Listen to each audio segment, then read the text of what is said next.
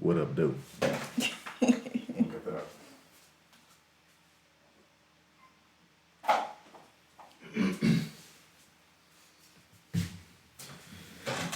All right, let's try this one more again. Hello, hello, hello. Welcome to another episode of Taking the Stage. I am the math guy, Steve O'Clevo. This is Paige babies. Paigey Babies, Paigey Wagey, Yes. PZ Buckets on the ones and twos. You Not heard the ones me? and twos. You heard me, son? Okay. First, how was your day, Pooh? Okay, how was your day? How was your week? The past 2 weeks? Past 3 weeks have been rather interesting for all of us. What's going on now? Oh, okay. It's just trying to connect to my phone. Never mind. Go ahead. How was your day? How was your week? Well, Past couple weeks. they have been wild and crazy. There was a storm that we didn't know about. We evacuated with the kids. We evacuated enough for maybe 4 days? Like enough stuff for 4 days. Oh, yeah. We planned about 4 days worth. Yeah. And it's been 2 weeks? Almost 2 weeks. Yes. No. Yes. More than 2 weeks, huh? No. Has it been? It was last Friday. No, Friday before last, right? Something like that. I don't know. It's been a long time. Well, thankfully, we don't really have a lot of damage. But, yeah, I'm glad we evacuated and got power back yesterday. Mm-hmm. The service is still a little shaky, but we are here. We're good. We're here. Started classes back today. I don't know. I mean, I guess, you know me. I'm going to do whatever you need to do to make it happen. Yes, you make it happen. So, I don't know. I'm here and I'm thankful. And I'm at peace right now because the kids are asleep. And that's all I have. That's all I have. Remember that song? That's all I have.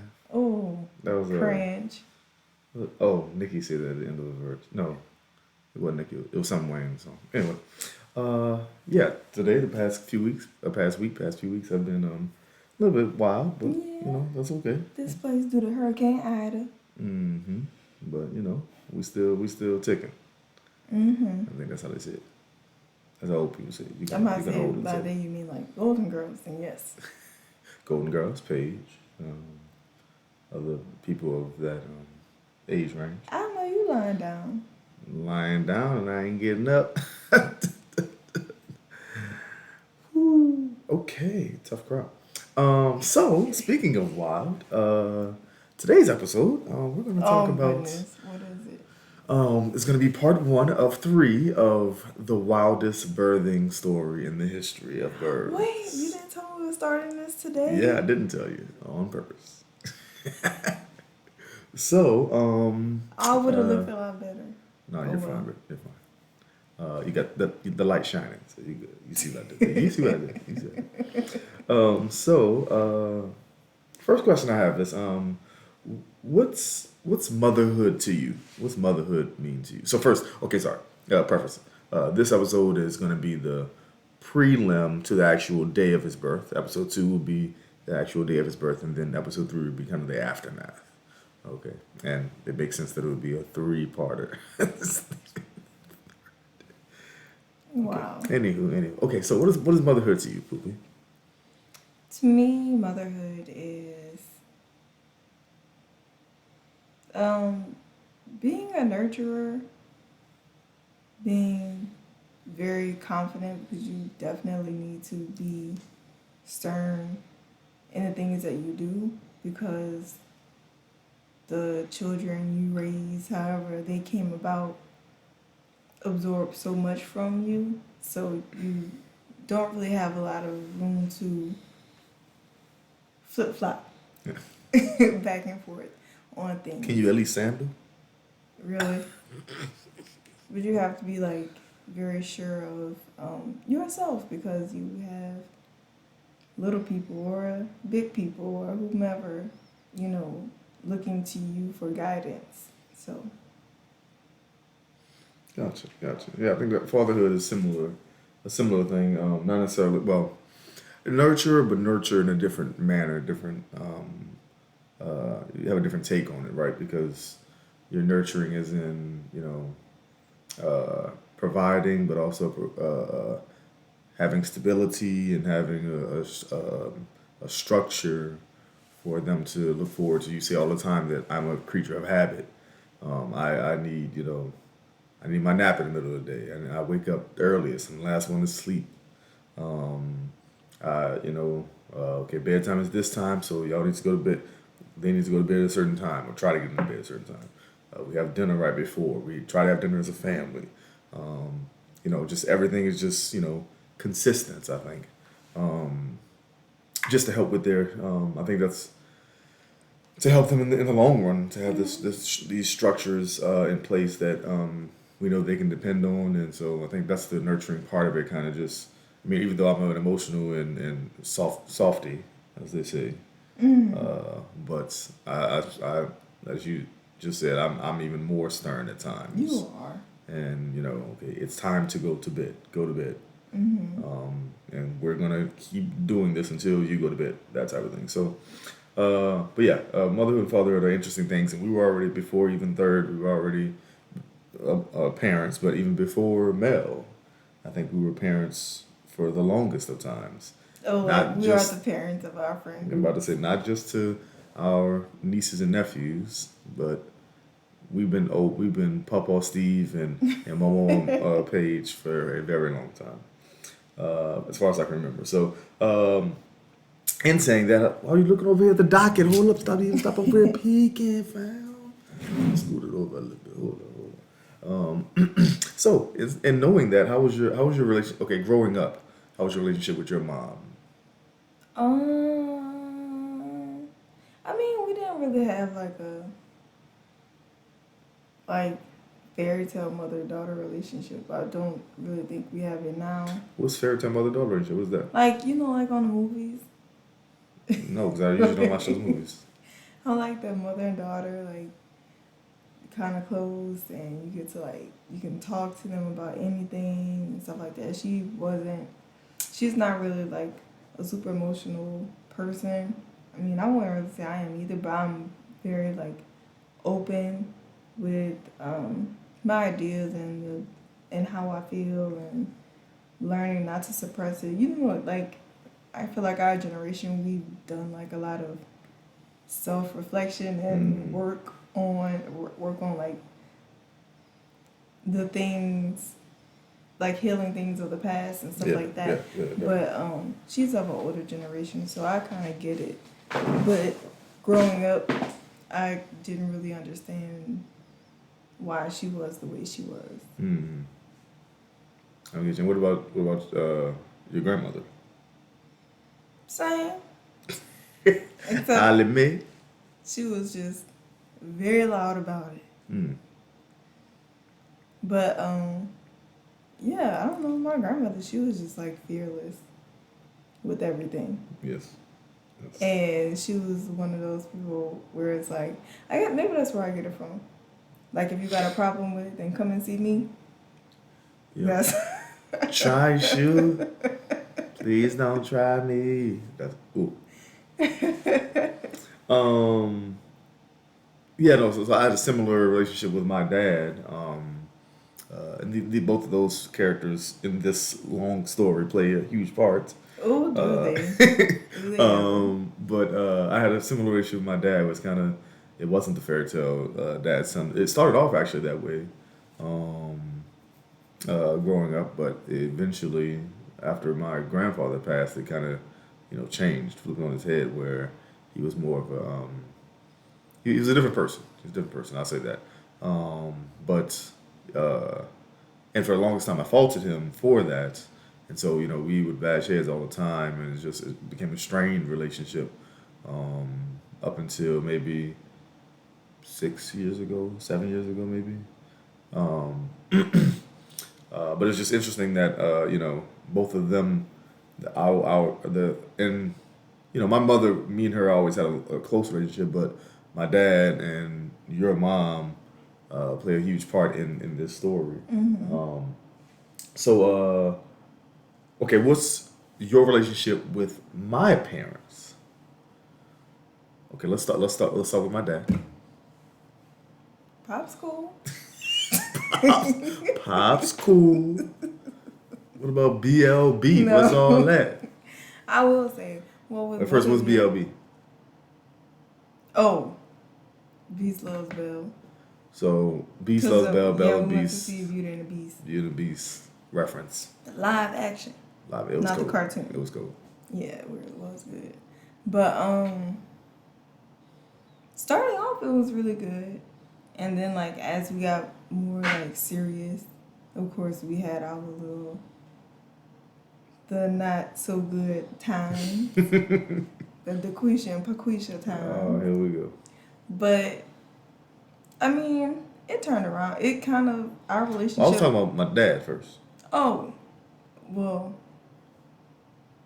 Pop's cool. Got it. Okay, No, now it's my mom. Well, because it was kind of the same, except for the fact that your dad is your dad, and so I don't think our relationship was like as strained as it was with your mom because of how you guys were. Explain. So, like you and your mom were always like super close.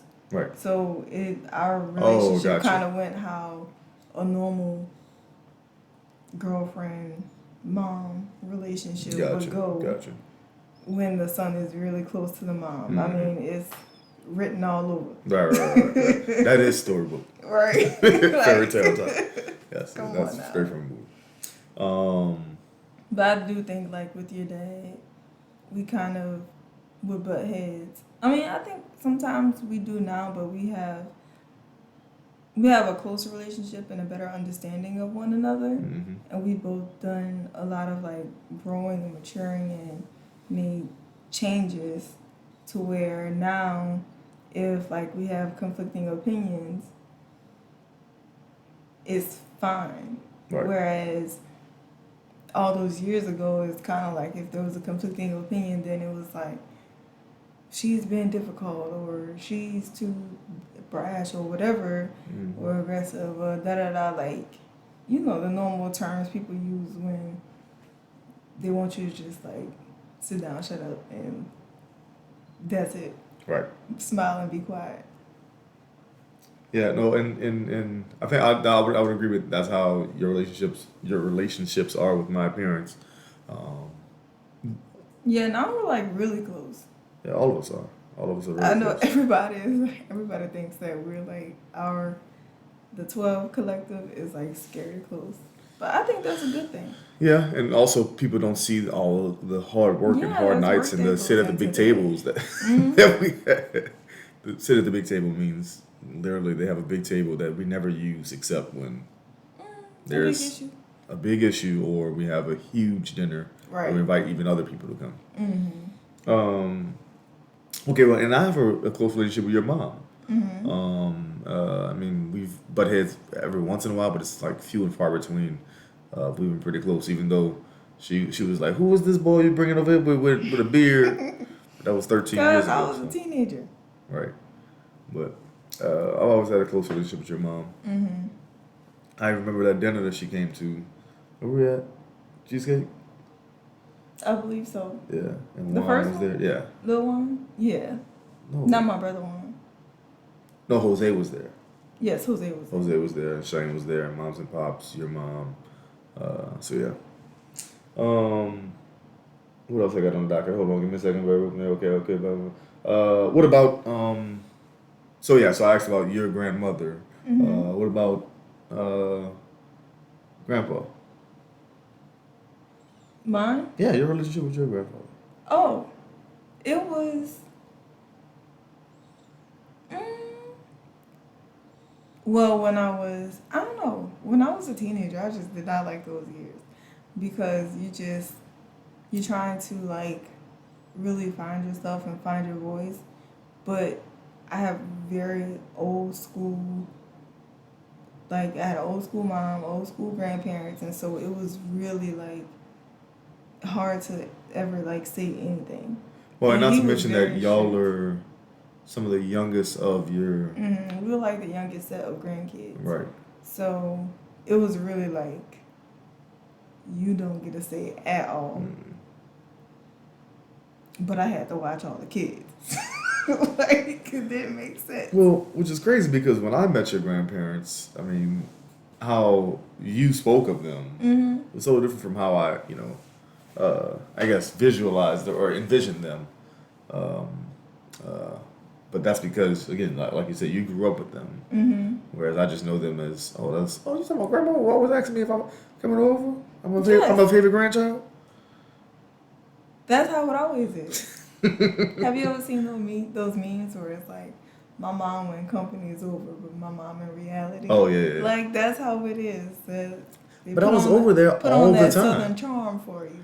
But she always had it? We would stay weeks there. No. Grandma was real cool. You mean my mom? Yo, grandma. I mean, as cool can be. But you're asking me about I just know the entire time. George. Right. That's what she called grandma from down the hall. But you do have those difficult times like during those hard years of your life. So I thought that's what you meant. Like No, I did. I don't know if you just meant adult life or like the whole time. I was just continuing the conversation, but it's a conversation with a podcast. I gotta continue the conversation. This guy doesn't know a podcast. Really? Yeah, so my relationship with my grandparents, my maternal grandmother passed when I was really young. I was maybe 8 or 9, and we didn't really spend much time over there often, so I didn't know her very well. I know she was a very sweet lady, and every time we went over there, I mean, she would take care of us.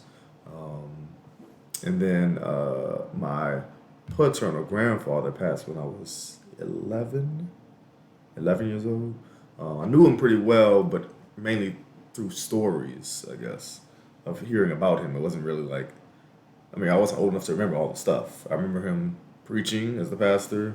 I remember some of those small things about him, about how he would do his teeth. All old people do that. They do. I remember he always had 2 jobs, even until the day he passed. I remember my dad would cut our hair. And he would always come over to, my dad would cut his hair, but it was really just, he could have paid somebody to do his hair, but it was really just bonding time for them. But I remember, small stuff about him. I didn't remember much. Now those other 2, my maternal grandfather, Papa. Oh, child. It's a special, unique man he was. He wore everything that he felt on his sleeve. But also, he was the sweetest man. He just really was. Not afraid to tell you about yourself. And he sure wasn't. And that was his version of being sweet, honestly. It wasn't like he would just randomly cuss everybody out. No. If you were a visitor, he would. But for his grandchildren, for his children, he didn't hold his tongue at all. He straight up just. That's why he's always really nice. Shane, get your crazy butt in here. But that's what I mean. Like when you see the same thing about my grandparents. Like they were always just the sweetest. Yeah, your grandfather was always the sweetest. Well, so here's the thing. You saw my grandfather be mean to us. I never saw your grandmother be mean to you. You see what I'm saying? You see the difference. You see the difference. Okay. Oh, okay. Anyway, but Papa, very interesting guy. And then my paternal grandmother, Momo, she's still here. She actually lives down the hall, here at our property, our church property. And so, she's also a rather interesting woman. Never worked a day in her life because my grandfather always took care of everything. What else? Always been a church going lady. She had 12 kids. Well, yeah. Sorry, never had. Never got paid by anybody else except for her children because they paid her in full, not money. Anyway, but yeah, she had 12 children. Always been a church going lady, and so she, and I don't know how many grandchildren, great grandchildren. She She up there. She up there. But me and her relationship, yeah, pretty close as well. Just because kind of we always so every summer instead of going to daycare or going to summer camps, we go to summer camps for every 2-3 weeks, and then the rest of the time we spent by mama, and she would just raise us, babysit us, I guess. I don't know. What else we got?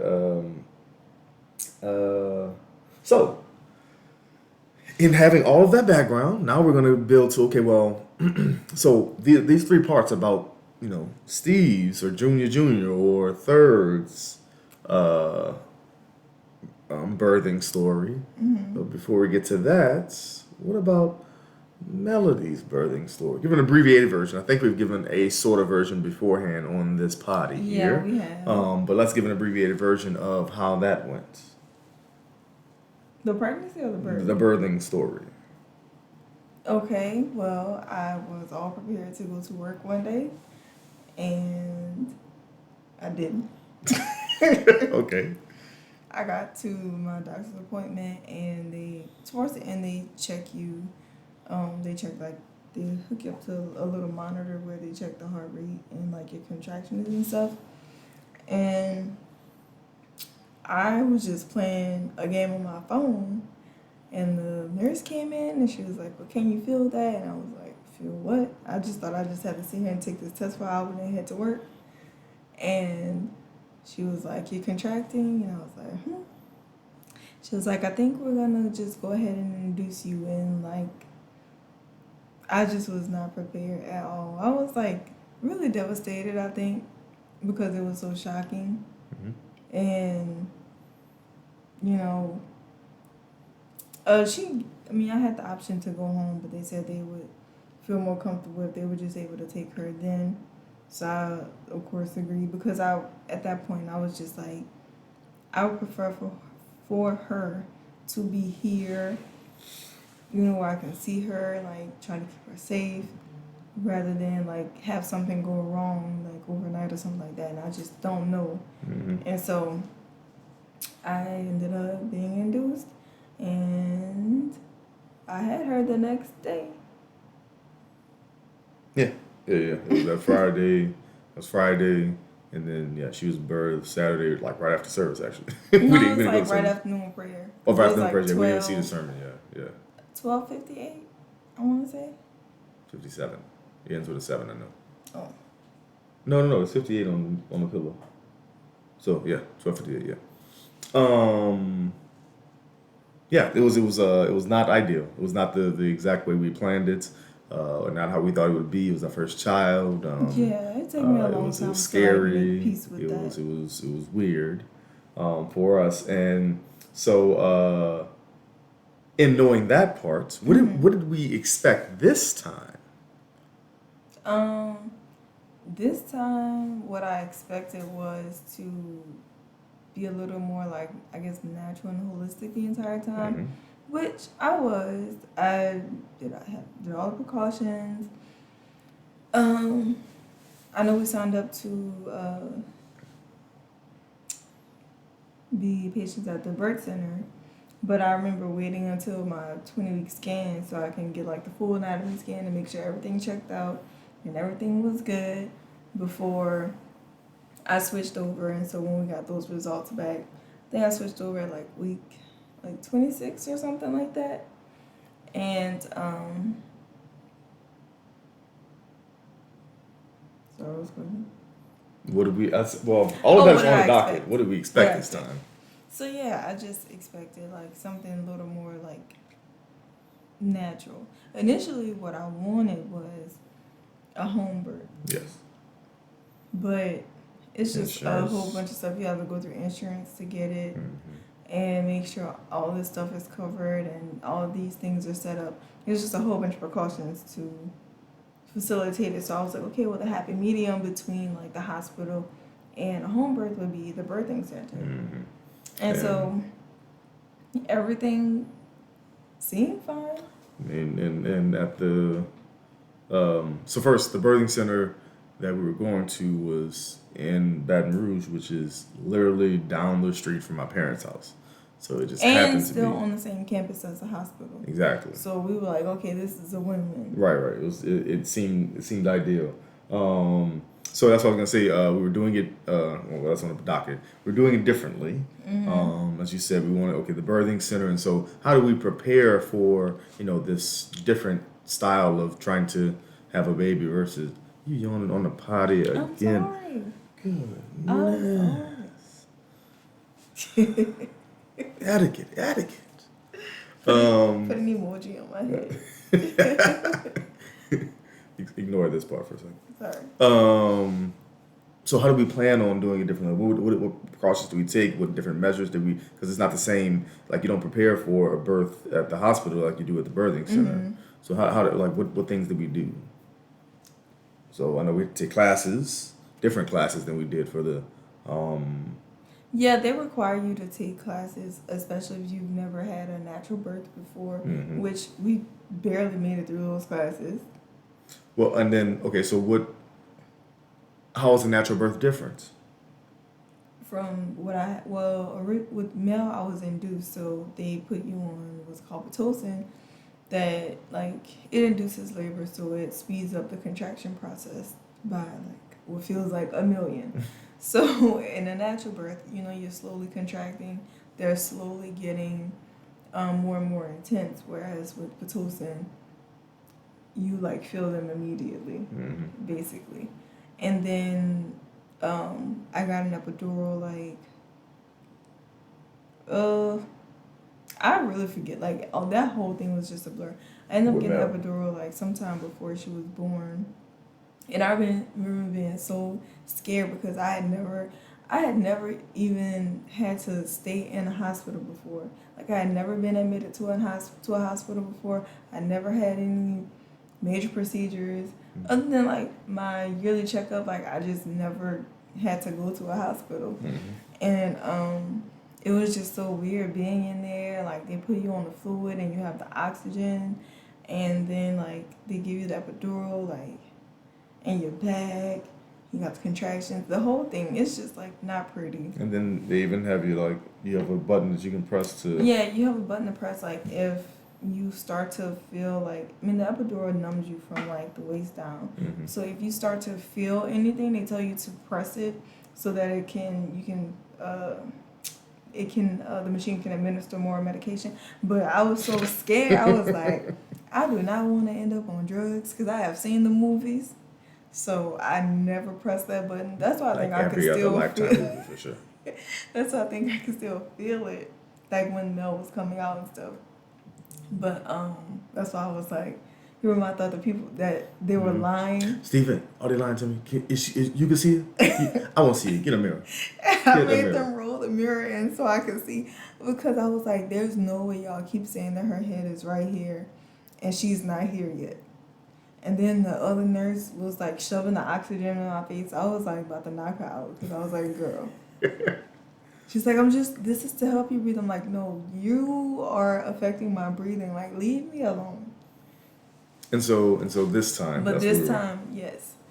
The way I prepared was on the classes. But what I mainly was focused on was trying to mentally prepare myself, because I think that's the biggest part of having a natural birth.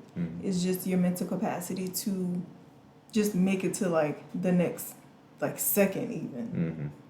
Because in my mind I'm like, okay, if I made it this far I can do this, if I made this far I can do this, even though it happened very fast.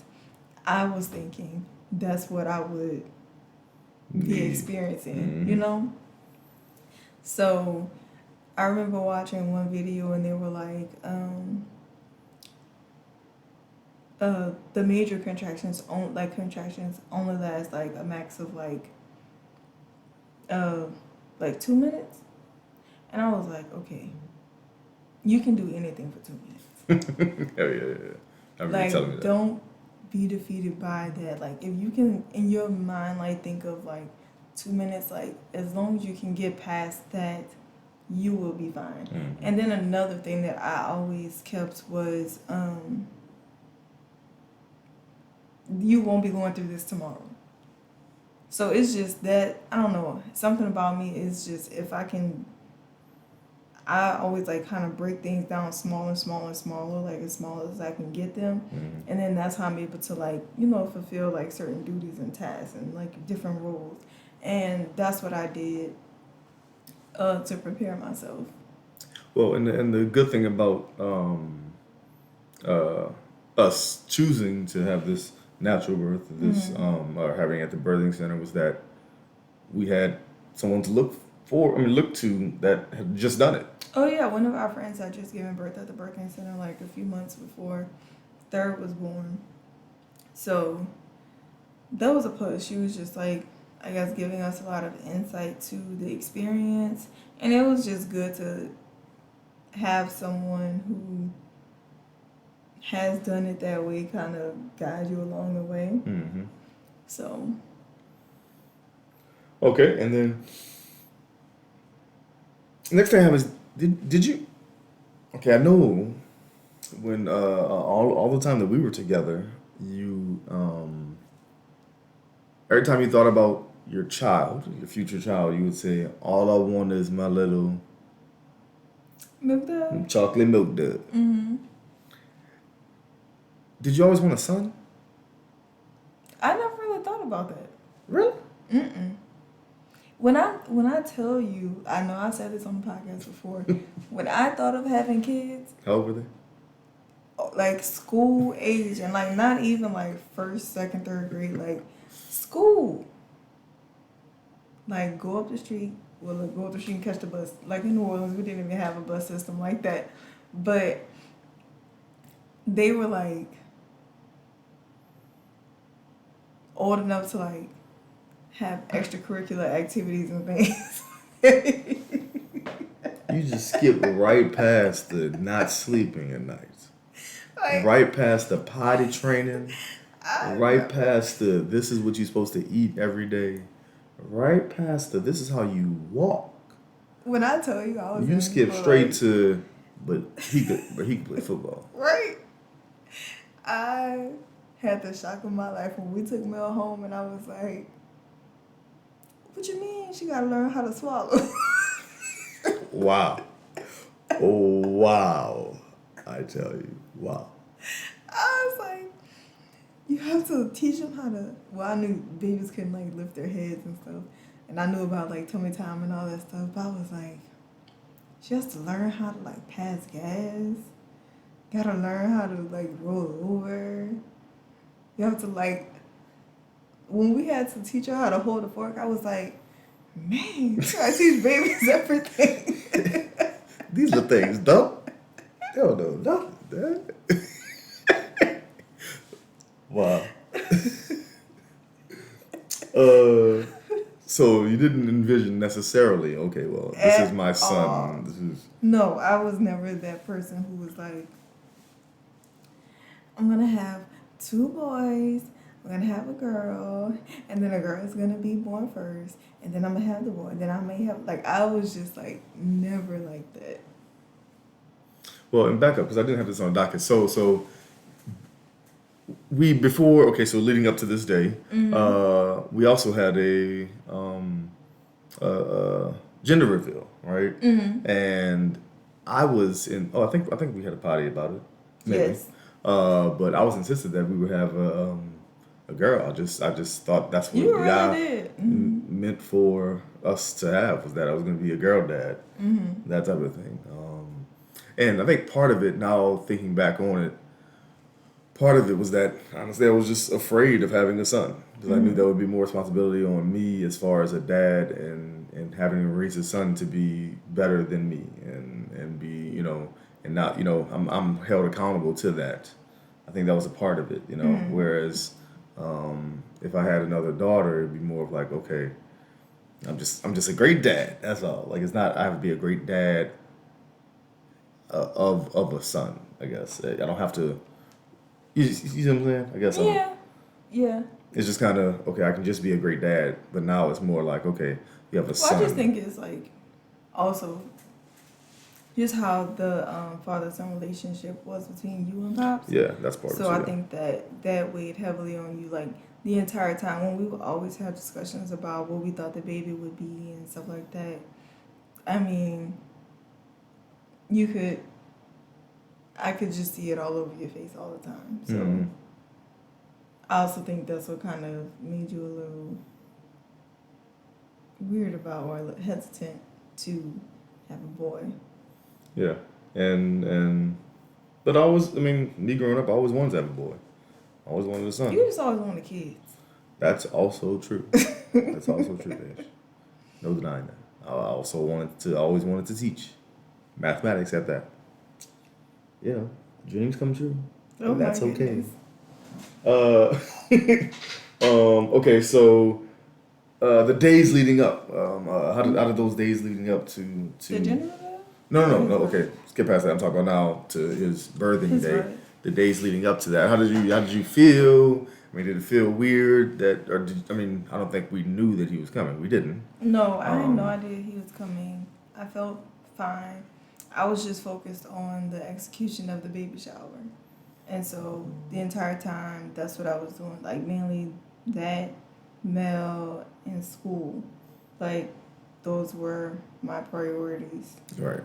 And then I think by that time, I was also at my weekly appointments too. Mm-hmm. So just preparing, because I remember I would just walk through the house sometimes and be like, nothing is ready.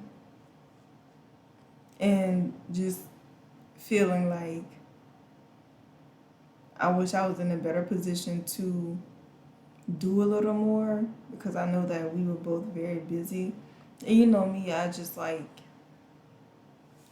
like for things to get done. And I just feel like nothing was getting done.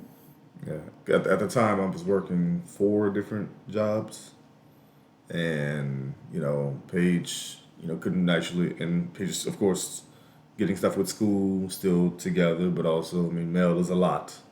In this pregnancy, I was just like huge. Yeah, and that was another part. So You were a lot tired. more tired than you were the first Yeah. time, and so it was a very Then I busy couldn't time. really move that much. I had to wear a belly brace and back brace and like all this stuff. It was just a lot.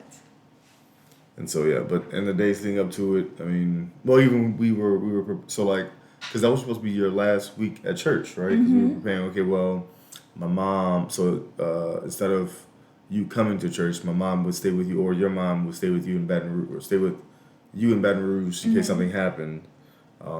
Stay at my parents' house on church days while you just not Zoom, but watch it on YouTube. Right. I was gonna stream. Yeah. So we were preparing things as much as we could. Yeah, we had a plan. Yeah, and that day that we were supposed to go back, we were planning on packing the bags and getting everything in the car and the car seat and all that stuff ready. And the Almighty had other plans, which we'll see on the next episode. Okay. What else? Okay, so 2 days before, yeah, Yes. so 2 days before, you and Mom got into it over something dealing with the baby shower. Do you remember that? Yes. Because I was very tired and I was like running out the mail the whole day. And we had gone to like a million different stores getting stuff for the shower. And something was like going on with the banner. I think like your mom laid the banner out on the floor so that we could glue the letters on. Mm-hmm. But Mel was like walking on the banner and like crumbling the letters and stuff like that. And then your mom just like got so irritated and she was like, I'm just not even gonna worry about it. Why are you letting her do this page? And I'm like, I am moving as fast as I can. Like I don't know what she wanted or expected from me. And that morning, like, she's 2 years old. She sees these massive letters. Like, what am I supposed to do? Speaking of letters, And I was like, first of all, why would we even put it on the floor? Like, we should have put it on the table anyway. Well, my mom likes to make banners for things. This was the biggest banner she's ever made. Mm-hmm. Huge. And so that's the banner you're talking about, where it said what Stephen, what did it say? Welcoming baby Steven. No. Something with baby Q. Because the theme was... baby Q for baby Steven? Yeah. The theme was, it was a baby Q. Yeah, it was a baby Q thing. It was supposed to be outside, but it was supposed to rain, so we moved the inside last minute. But yeah, she got upset at that, and so I was like, I'm about to go pick my dinner up. And I like took the kids and I drove Wait. the times and went to go pick up the dinner. I ate like the fries or something on the way in the car, and I was just like, So I need a break. once you left, Pops came out and he was like, "Where's Belle?" I was like, "She went to get the food." He was like, "You didn't want to go get it for her?" I was like, "She needs to go get it. she needs some time alone. Think something happened between her moms. She needs this time." He was like, "Okay." Because, like, when you're that pregnant and just that tired, and you know how I am about events and stuff, it's like at that moment, either I'm going to go off or I'm just going to, like, break down and cry. And I was just, like, too tired to do either one of those things and very hungry. So I was like, let me just go and get this food. Goodness. And so, yeah, so we did the plans for missing church. And so, the night before, we were getting everything last minute together for The shower. And I stayed up till like 3 o'clock with doing that banner with your mom. Mm-hmm. And I remember me and Mom was like, okay, well, we're gonna be up all night. You might as well open up a bottle of wine. The corkscrew nowhere to be found. I'm like, okay, well, guess we gotta try to make it happen somehow. And we spent like 20 minutes trying to get the bottle open Just with a nail and a screwdriver. I guess the Almighty meant we didn't need wine that night because, well, the next day. Mm-hmm. ... On the next episode of That's exactly what you think happened. Time for the baby shower. Yes. I guess you'll see on the next episode. We'll give more detail. Hold your horses, Paige. Hold your horses. Okay. Why did I say hold your horses? Why is that a thing? Why did I say hold your horses? I never say that, so I don't know. You've heard people say it, though. Mm-hmm. Why is that a thing? Hold your horses? You just hold them back, like hold on. Like, is it like the old wars where they would like stop them from firing first and like hold the horses back? How does that stop someone from firing their gun? Well, they would say like hold on, like hold your horses, because when they would have the war, they would charge. I should have left it at my daughter died. You know I'm right.